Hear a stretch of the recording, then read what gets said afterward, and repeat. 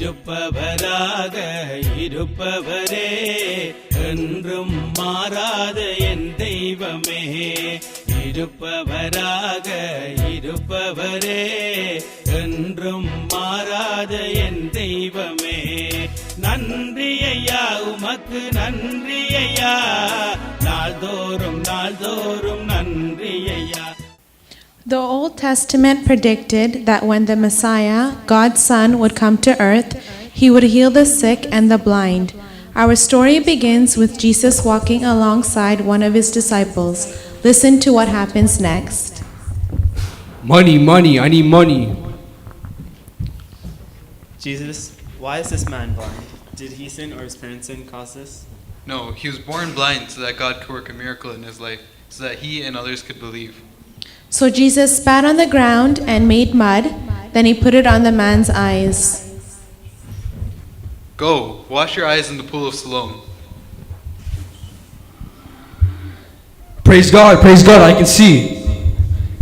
Isn't this the man that was once blind and was begging for money? No, it just looks like him. No, it is me. Look, I can see. How is it now that you can see?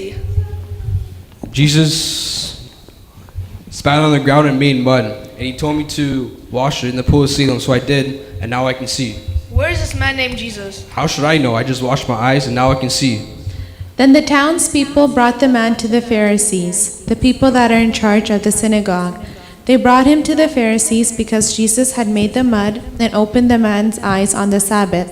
You see, the Pharisees didn't want Jesus doing good works on the Sabbath because they considered it to be working, and a good Jew wasn't supposed to work on the Sabbath. However, healing someone on the Sabbath wasn't work at all. It was a blessing for the blind man. How can you see? Jesus put mud on my eyes, and I washed it, and now I can see. Jesus can't be from God because he worked on the Sabbath. But how can a sinner do such a great miracle? Whether he's a sinner or not, I don't know. But one thing I do know, I was blind, and now I can see. What do you have to say about Jesus? So they didn't know what to think and argued with one another. So what do you have to say about Jesus? He was sent from God. He must be a prophet. The Jews still did not believe that he had been blind and received his sight, so they sent for the man's parents. Is this your son? Is this the son that you said was born blind? How is it now that he can see?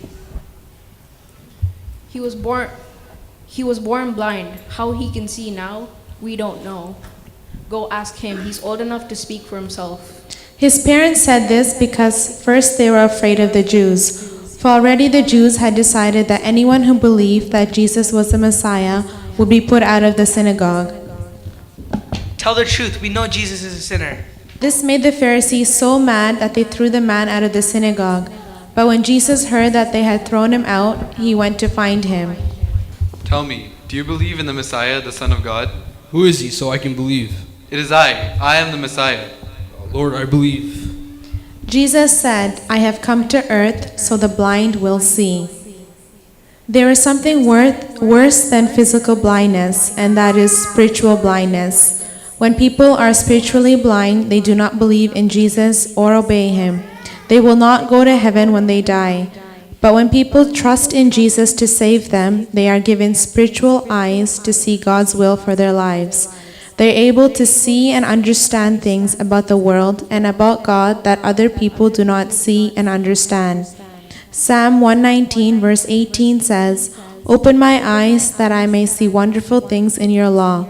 We must ask God to save us and help us to understand his ways more clearly. The good news is that God promises spiritual sight to those who ask for it.